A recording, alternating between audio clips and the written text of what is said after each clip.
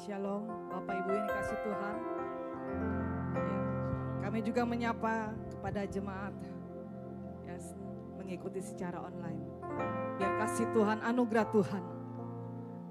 Kalau kita ada hari ini, semua karena anugerah Tuhan. Kita mau teduhkan hati kita. Kita mau berdoa kepada Dia. Allah yang begitu mengasihi kita. Terima kasih ya Tuhan, terima kasih.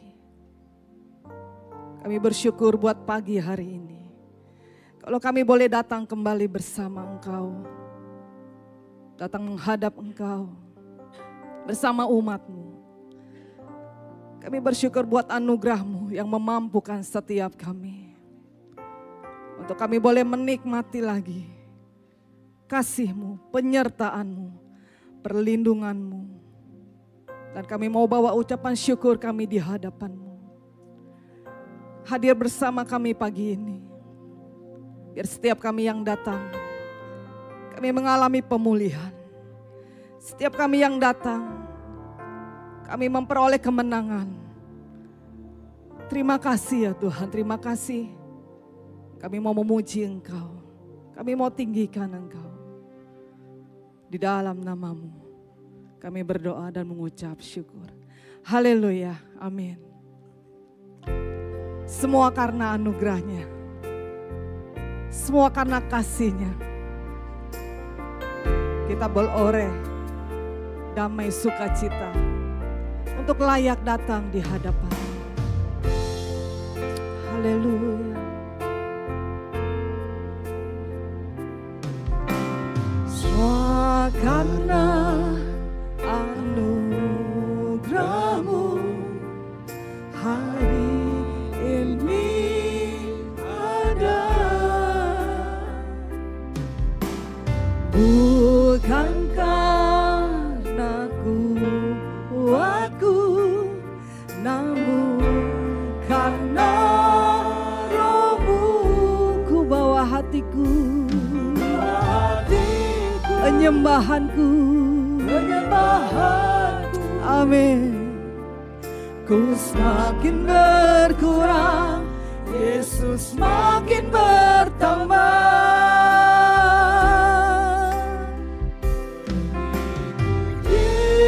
Yesus, itulah kesukaan hatiku.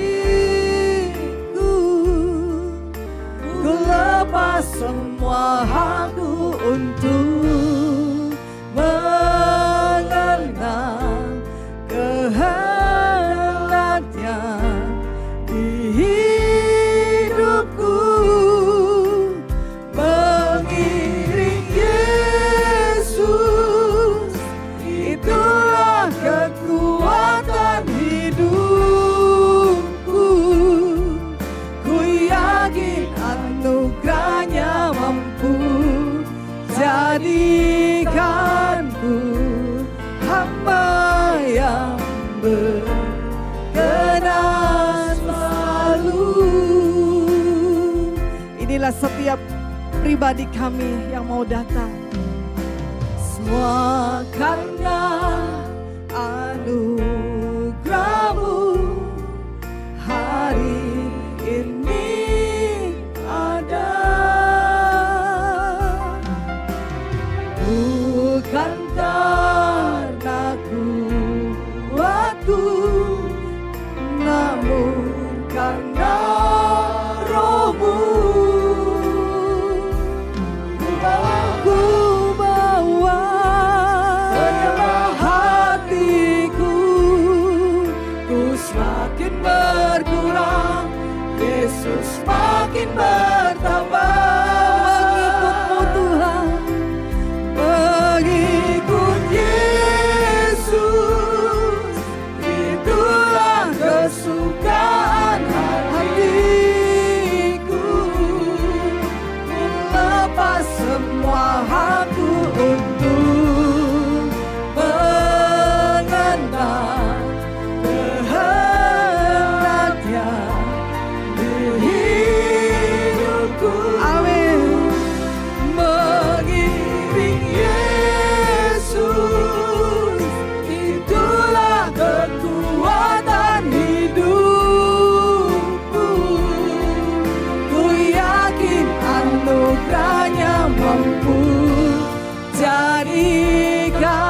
aku, hamba yang berkenan. Saya undang kita semua bangkit berdiri. Kita mau mengikut Yesus. Mengikut Yesus, itulah kesukaan hatiku. Ku lepas semua hakku untuk.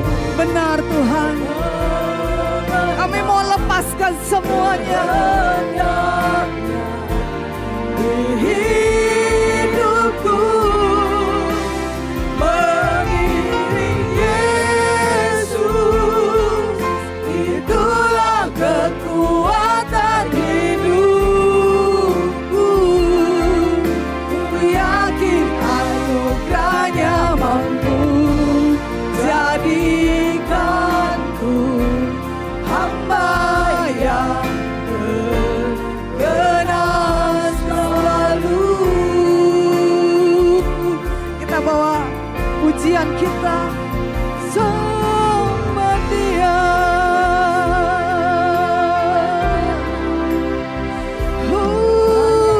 Ku bawa sembah, kami bawa pujian, kami bawa syukur kami.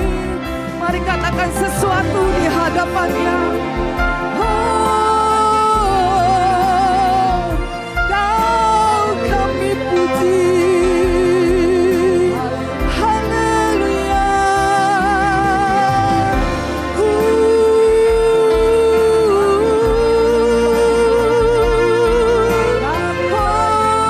Aku sembah. Haleluya.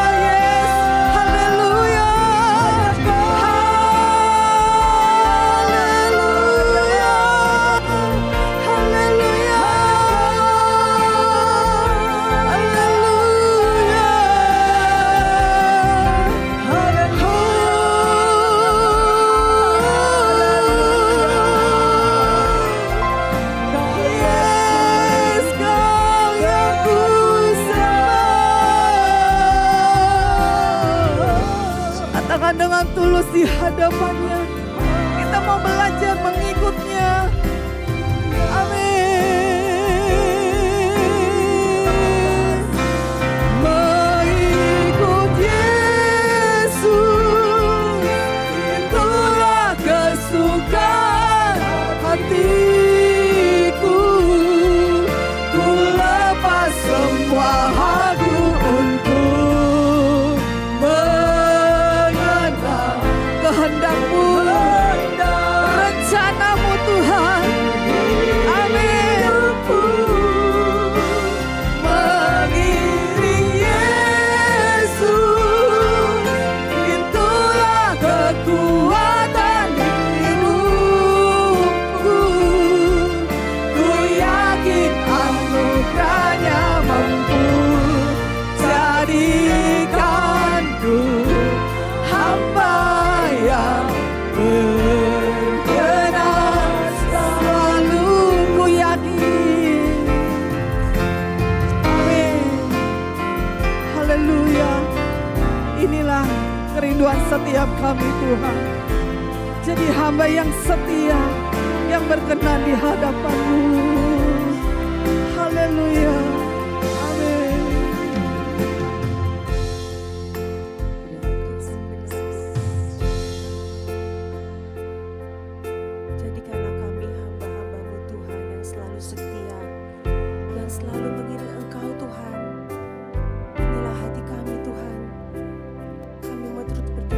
kasih Tuhan, karena kami ada sebagaimana kami ada.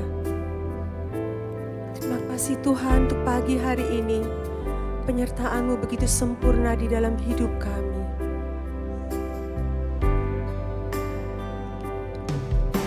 Tuhan, ku bersyukur Kau menyertai hidupku selama ini. Terima kasih Tuhan, ku berterima kasih untuk kasih setia-Mu yang tak pernah berakhir. Tuhan, kami mau bersyukur Tuhan. Tuhan, sungguh ku bersyukur Kau menyertai hidupku selama ini. Bapa, ku berterima kasih untuk kasih setia-Mu yang tak pernah berakhir. Aku ada hari ini Tuhan karena Engkau Tuhan. Karena Tuhan baik dan teramat baik bagiku. Semua yang ku alami bersama-Mu ku lewati. Indahnya kasih Tuhan seperti pelangi. Sehabis hujan, aku ada hari ini Tuhan. Ada hari ini karena Tuhan baik dan teramat baik bagiku. Yes, benar Tuhan. Semua yang ku alami bersama-Mu ku lewati. Indahnya kasih Tuhan seperti pelangi.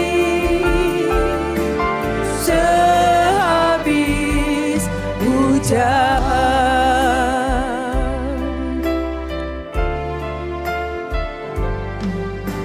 Tuhan, sungguh ku bersyukur Kau menyertai hidupku selama ini. Bapa, ku berterima kasih untuk kasih setia-Mu yang tak pernah berakhir. Aku ada hari ini Tuhan. Aku ada hari ini karena Tuhan baik dan teramat baik bagiku. Semua yang ku alami bersama-Mu ku lewati. Indahnya kasih Tuhan seperti pelangi. Sehabis hujan,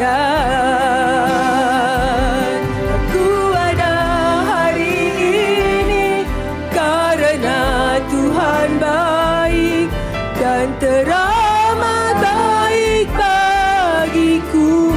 Yes, benar Tuhan. Semua yang ku kasih Tuhan bersama-Mu ku lewati. Indahnya kasih Tuhan seperti pelangi. Sehabis hujan, indahnya kasih Tuhan. Indahnya kasih Tuhan seperti pelangi. Indahnya kasih Tuhan. Kasih Tuhan seperti pelangi. Indahnya kasih-Mu ya Tuhan. Kasih Tuhan seperti pelangi. Sehabis hujan,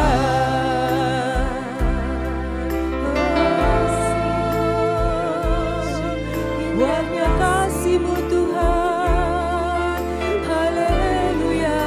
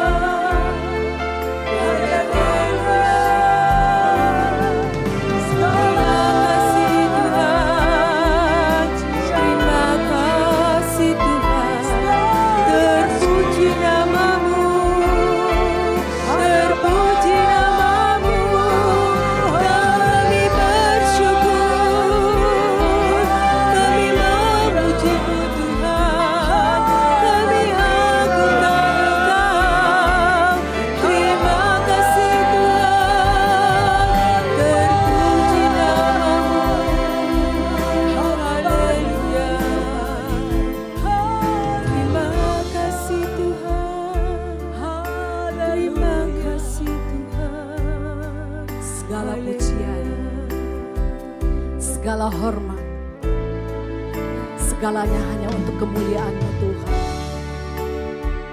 Kami persembahkan di mezbah-Mu Tuhan. Tetap dalam hadirat Tuhan. Jemaat terkasih, silakan duduk. Haleluya. Segala pujian syukur bagi-Mu. Kau hadir Tuhan. Kau hadir dalam hidupku. Kini ku datang sujud di hadapan-Mu, memuji-Mu, menyembah-Mu, Yesus. Ku menyembah segala pujian, syukur bagi-Mu. Engkau hadir bagi kami Tuhan. Kau hadir dalam hidupku. Ku datang sujud di hadapan-Mu, memuji-Mu, menyembah-Mu, Yesus. Ku menyembah-Mu. Mari panggil Dia, katakan sama-sama. Yesus, kemuliaan-Mu, pulihkan hatiku. Yesus, kemuliaan-Mu, berkati hidupku. Panggil namanya Yesus. Amin. Yesus, kemuliaan-Mu, pulihkan hatiku. Yesus, kemuliaan-Mu, berkati hidupku. Segala pujian hanya untuk-Mu Tuhan. Amin. Segala pujian syukur bagi-Mu. Kau hadir dalam hidupku. Kini ku datang sujud di hadapan-Mu, memuji-Mu, menyembah-Mu,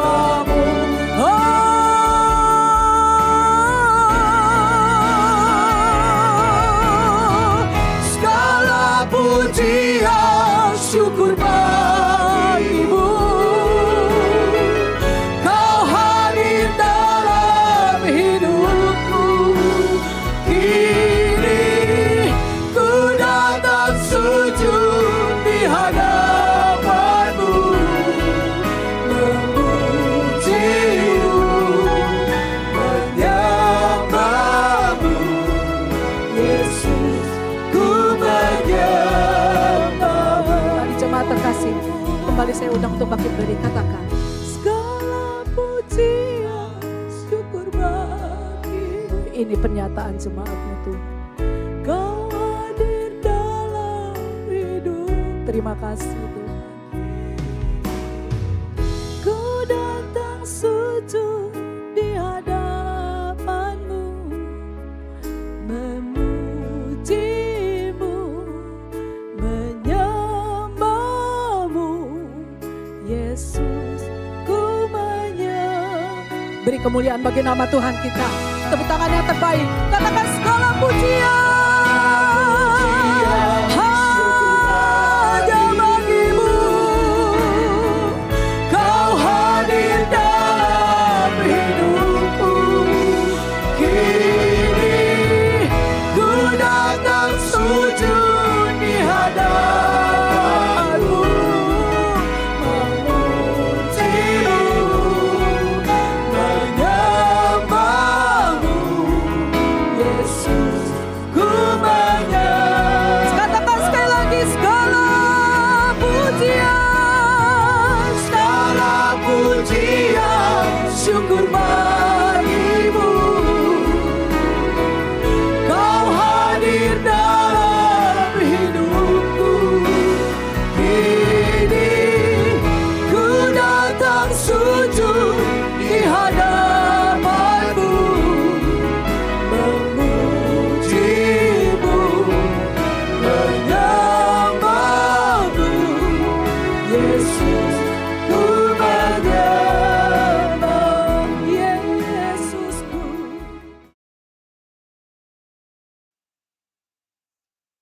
Shalom Bapak Ibu, Saudara sekalian. Selamat pagi. Kali ini impartasi kita lakukan secara online ya. Berhubung ada kendala sedikit. Tapi sebelum itu mari kita tundukkan kepala lebih dahulu. Mari Saudara. Bapa kami yang di surga, terima kasih untuk hari ini, di pagi hari ini. Kami mau mendengar pesan-pesan dari Tuhan, sehingga kami boleh menyamakan persepsi, menyamakan roh kami Tuhan di dalam pelayanan ini. Sehingga GMM boleh menjadi berkenan di hadapan Tuhan. Urapi mulut hamba-Mu untuk menyampaikan kebenaran ini. Hanya di dalam nama Tuhan Yesus kami berdoa. Amin. Bapak Ibu Saudara sekalian, ini adalah impartasi yang ke-15. Seperti sudah saya sampaikan sebelumnya, ini khusus pelayan Tuhan, khususnya ada di GMM. Tetapi berlaku juga untuk pelayan Tuhan dimanapun berada. Gerejanya apapun. Sebab prinsip ini diambil dari Alkitab. Bukannya hasil pikiran manusia. Ya. Sebagai pelayan Tuhan, tentu ada kriterianya. Tentu ada standar yang diinginkan oleh Tuhan. Ya. Pagi ini kita akan bicara soal etika umum dan etika rohani. Hidup itu bukan hanya sekedar baik kelihatannya, tetapi benar di hadapan Tuhan. Ya. Saya bacakan dulu Filipi 4 ayat 8. Jadi akhirnya saudara-saudara, semua yang benar itu loh. To alete. Semua yang mulia, semua yang adil, semua yang suci, semua yang manis, semua yang sedap didengar, semua yang disebut kebajikan dan patut dipuji, pikirkanlah semuanya itu. Saudara, kalau Alkitab berkata pikirkanlah, artinya renungkan dan lakukan. Semua yang baik, yaitu yang mulia, yang adil, ya, semua yang suci, yang manis, yang sedap didengar, semua yang disebut kebajikan dan patut dipuji. Sedap didengar di sini tentu saja dalam koridor kebenaran. Bukan asal-asalan ya. Saudara kalau lihat dua rumah yang cantik, yang bagus itu dua-duanya. Belum tentu kualitasnya sama. Mungkin penampilannya sama. Tetapi suatu hari kalau badai datang, yang satu roboh, saudara. Yang satu lagi masih berdiri tegak. Kenapa? Karena dasarnya berbeda. Fondasinya berbeda. Ada rumah yang dibangun di atas pasir, itulah yang roboh kalau ada badai. Tapi ada rumah yang dibangun di atas batu-batuan. Nah, itu yang kuat. Itulah sebabnya fondasi rumah hari ini kan dibuat dari batu, bukan dari pasir. Ya. Demikianlah hidup kita. Dari luar jangan sampai kelihatannya baik, melayani Tuhan di gereja, jadi pelayan Tuhan. Ya. Tidak mencuri, ramah, suka menolong kelihatannya. Tapi pertanyaannya, apakah kebaikan itu dimulai dari hati yang tulus? Ataukah ada agenda tersembunyi? Ada maksud tersembunyi? Inilah yang membedakan etika umum dan etika rohani. Etika umum, semua orang tahu, itu standar moralnya manusia pada umumnya. Yaitu prinsip moral yang diakui oleh masyarakat luas. Dasarnya bisa hukum negara.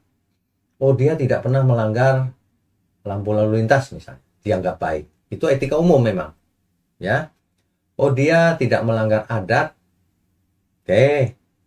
Atau dia rajin menjalankan agamanya.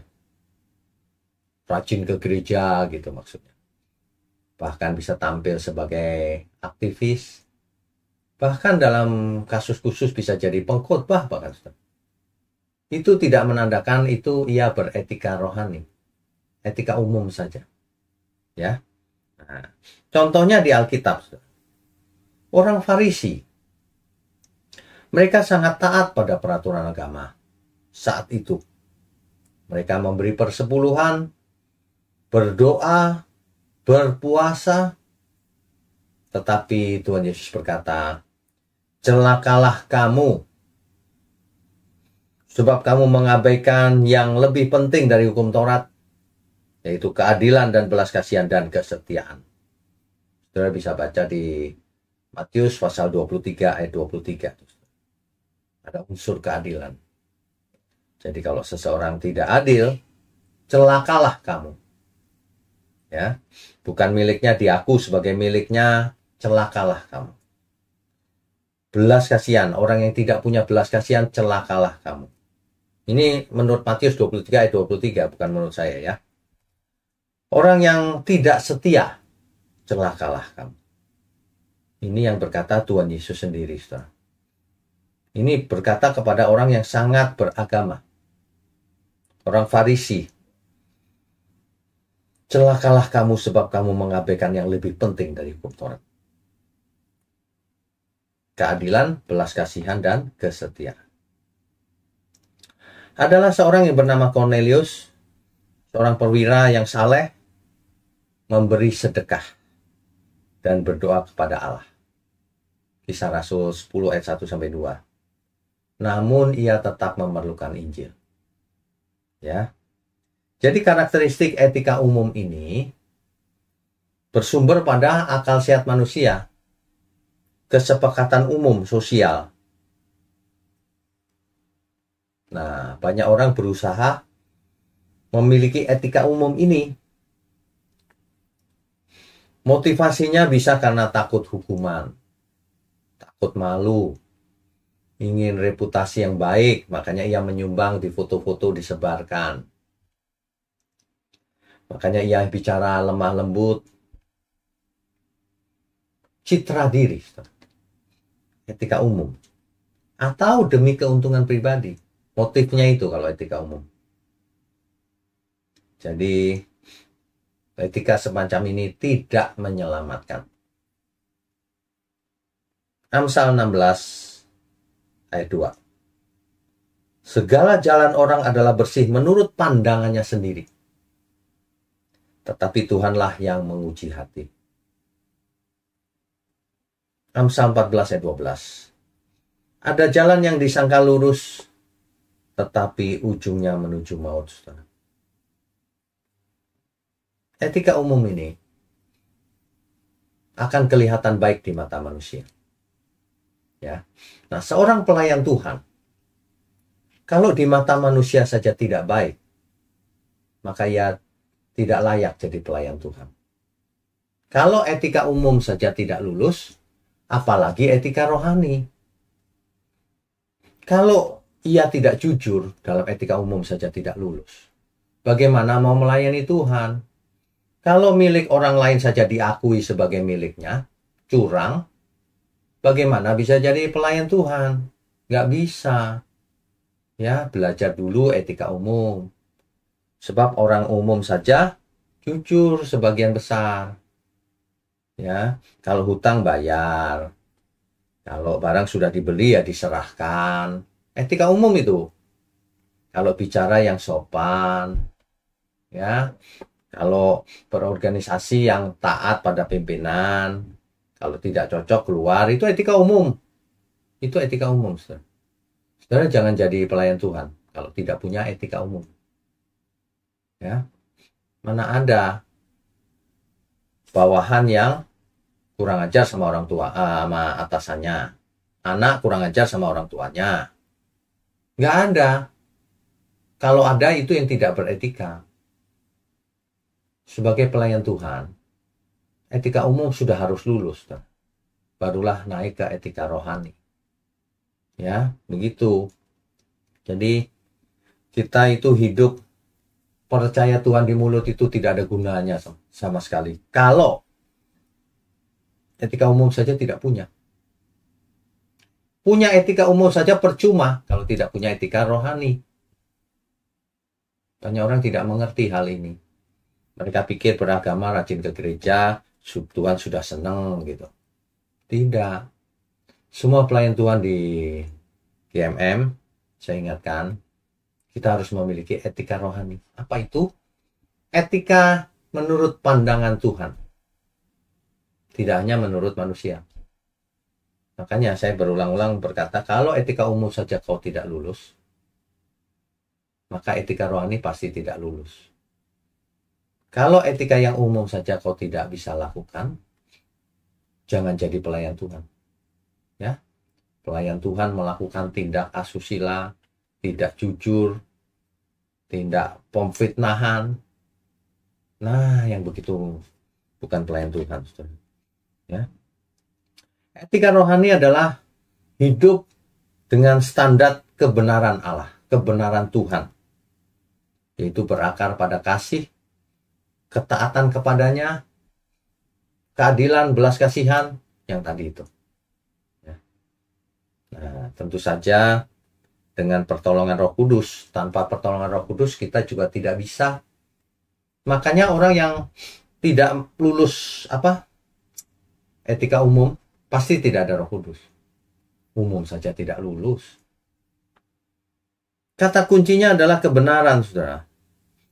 Keadaan yang benar di mata Tuhan. Itulah etika rohani. Kalau Tuhan bicara, aku tidak kenal kamu, berarti kamu tidak beretika secara rohani. Matius 7 ayat 21-23. Bukan orang yang memanggil Tuhan, Tuhan yang masuk kerajaan surga. Tapi yang melakukan kehendak Bapakku yang di surga. Bukan orang yang berdoa Tuhan, Tuhan, yang beretika rohani. Tetapi yang melakukan kehendak Bapa di surga, kehendak Tuhan Yesus, kehendak Roh Kudus, yang beretika rohani. Selain itu tidak beretika.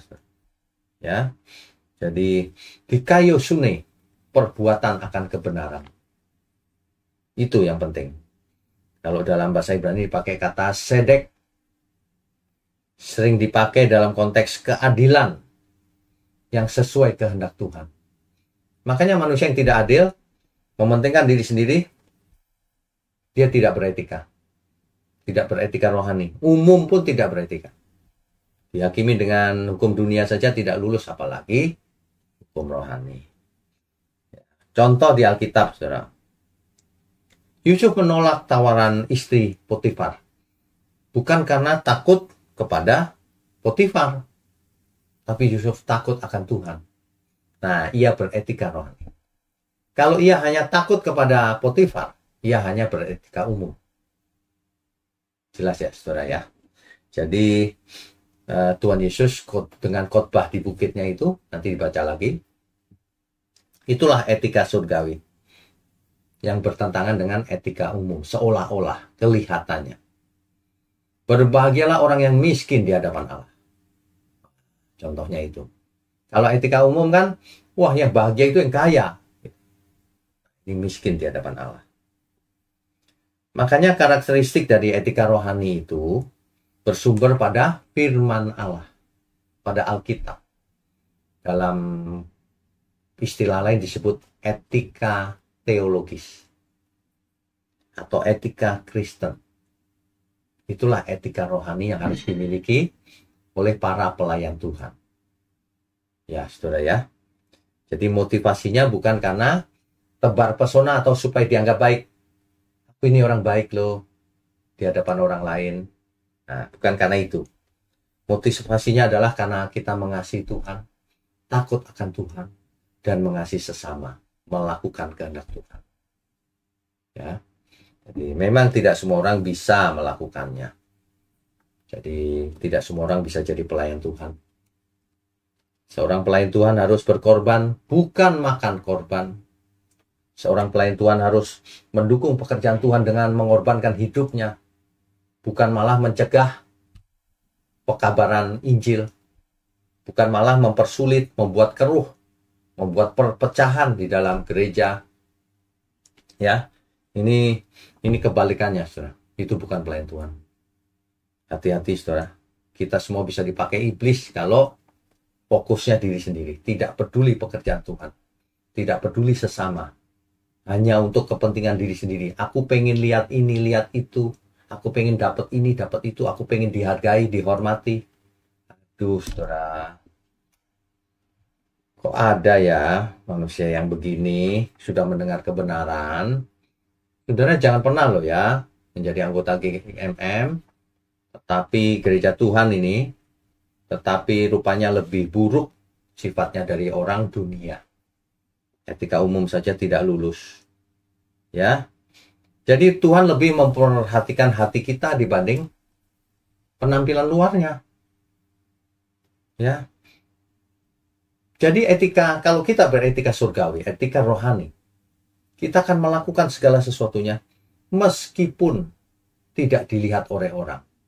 Jujur, adil, meskipun tidak ada yang tahu kita melakukan firman Tuhan.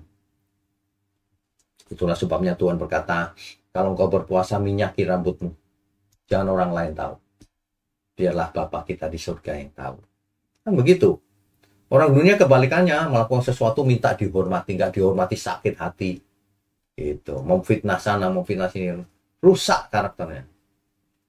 Ingat ya, kita pelayan Tuhan. Ini saya bicara dengan keluarga sendiri, pelayan Tuhan yang di GMM. Ya, jadi saudara pikir baik-baik. Kalau mau jadi pelayan Tuhan yang serius, jangan cengenges-cengenges sana sini. Di gereja ngambilin ini, ngambilin itu. Bukannya berkorban, malah makan korban. Jangan ya, saudara ya. Maaf, ini impartasi memang keras sih, karena untuk pelayan Tuhan. Dan jemaat yang memang serius mau melayani Tuhan. Roma 12 ayat 2. Janganlah kamu menjadi serupa dengan dunia ini, tetapi berubahlah oleh pembaharuan budimu. Kenapa? Supaya kita semua bisa membedakan, oh yang ini yang baik, kehendak Allah, ini yang sempurna. Kalau orang nggak mengerti ya, nggak bisa beretika rohani. Pengertiannya saja salah, apalagi mau melakukannya. Etika rohani itu fokusnya kekekalan, bukan kenyamanan dunia ini. Bahkan ketika kita dirugikan, ya nggak apa-apalah, asal Tuhan berkenan. Begitu. Jangan malah sebaliknya, mau merugikan orang lain, merugikan pekerjaan Tuhan. Jangan, saudara. Ini serius loh.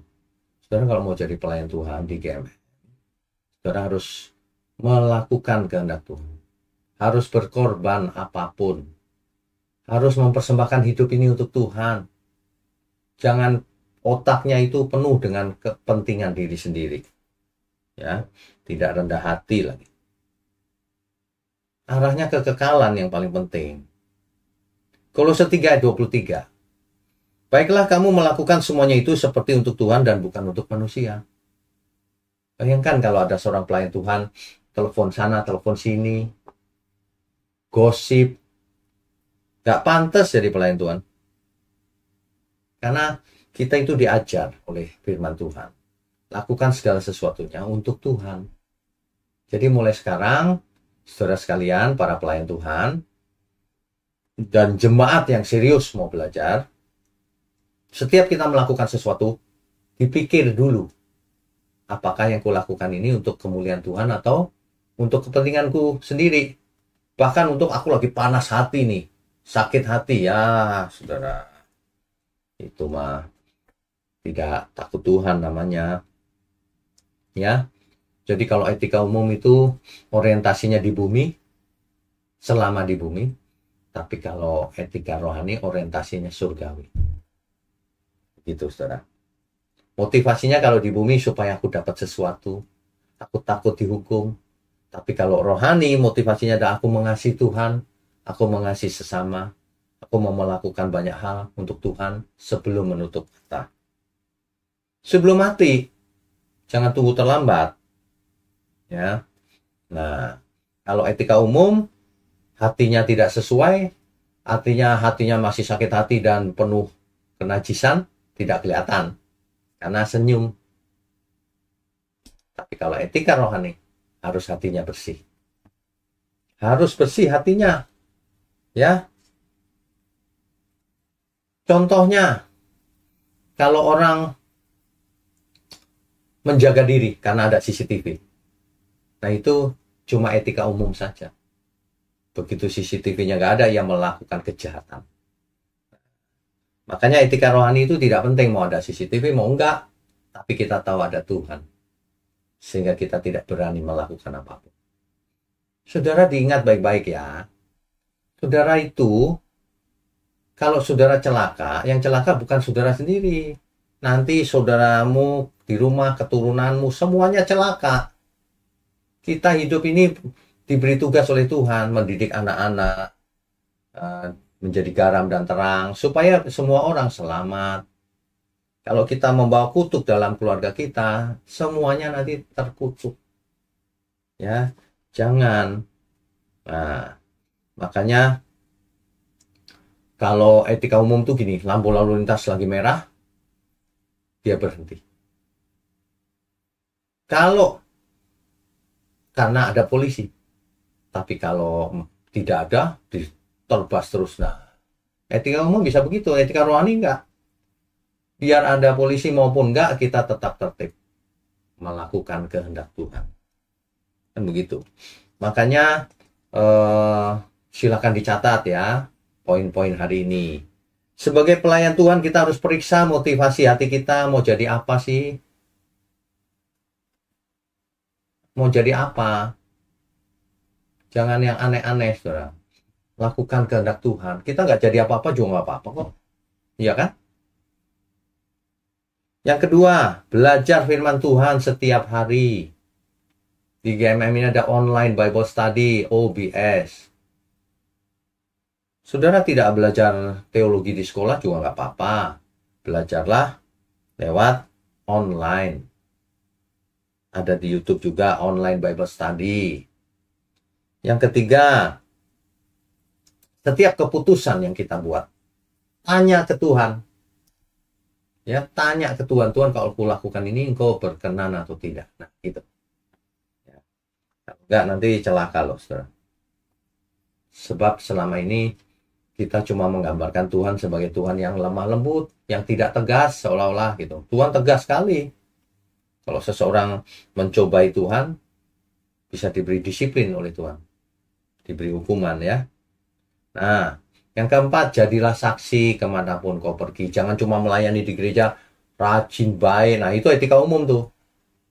Biarlah kita ada dimanapun, tidak ada yang melihat sekalipun. Tapi kita tetap hormat sama Tuhan. Jadilah saksi hidup di tempat kerja, keluarga, masyarakat, terutama di gereja. Jangan di gereja saja sudah jadi sandungan, apalagi di luar. Ya, jadi Etika umum memang bisa membuat kita kelihatan baik, seolah-olah rohani di mata manusia. Tetapi hanya etika rohanilah yang sesungguhnya dipandang Tuhan. Karena asalnya dari hati, karena apa yang dilakukan dipersembahkan untuk Tuhan. Ya. 1 Petrus 1 ayat 15. Tetapi seperti Dia yang memanggil kamu adalah kudus, hendaklah kamu juga menjadi kudus dalam seluruh hidupmu. Kudus itu seluruh hidup. Ya. Bukan cuman waktu di gereja atau waktu-waktu tertentu. Khusus bagi pelayan Tuhan GMM, ayo kita bersama-sama sebagai keluarga besar di dalam Tuhan, bergandengan tangan, melayani apapun tugas kita di gereja. Jadi di gereja tidak ada yang lebih penting satu dengan yang lain. Semuanya penting. Saling mengasihi, saling menghormati, dijaga mulut, jangan suka menyakiti sesama, ya. Jangan suka bohong di mulut, jangan suka menyebarkan isu hoax. Di gereja sebarkan kebenaran. Amin ya semua ya. Ayo kita bertobat lagi sekali lagi. Saya percaya setiap kejadian mendatangkan kebaikan bagi orang yang mengasihi Tuhan. Tapi bagi orang yang tidak mengasihi Tuhan, semuanya menjadi kutuk. Kaya pun akan jadi kutuk kalau itu curang, hasil kecurangan dan tidak bertobat. Ya. Orang itu sebenarnya tidak bisa menyembunyikan kemunafikannya.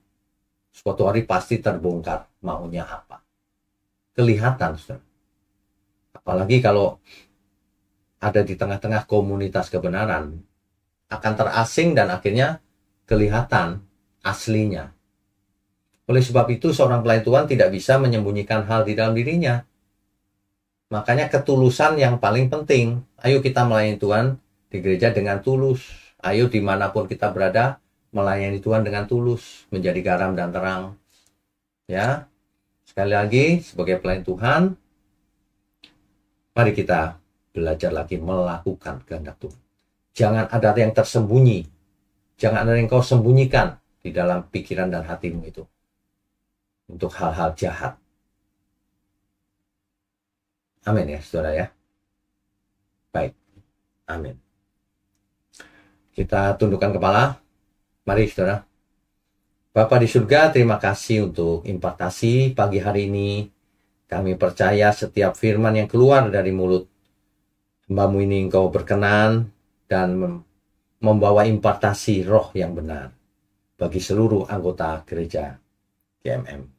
Karena Hamba percaya semuanya juga karena impartasi dari Tuhan. Anugerah Tuhan, pencerahan dari Tuhan. Hamba berdoa untuk seluruh pelayan Tuhan, seluruh jemaat Tuhan dimanapun berada. Tuhan yang berkati, Tuhan yang dididik, Tuhan lindungi, dan terutama Tuhan kasihi semua keluarga besar kami Tuhan. Seluruh jemaat juga dimanapun berada. Terima kasih hanya di dalam nama Tuhan Yesus Kristus. Tuhan dan junjungan kami, Juru Selamat kami yang hidup.